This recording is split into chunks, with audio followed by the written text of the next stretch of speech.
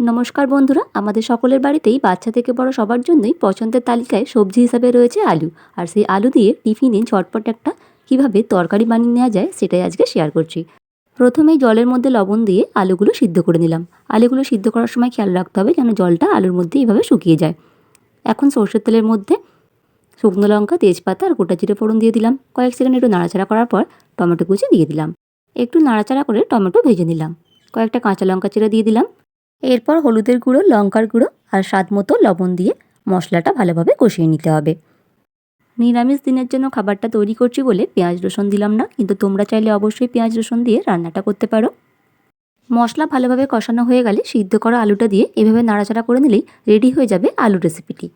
নামানোর আগে একটু জিরে গুঁড়ো আর একটু কসুরি মেথি দিয়ে নাড়াচাড়া করে নামিয়ে গরম গরম রুটি অথবা পরোটার সাথে পরিবেশন করতে পারো, অথবা বাচ্চাদের টিফিনেও দিতে পারো। আজকের রেসিপিটি কেমন হয়েছে জানিও বন্ধুরা।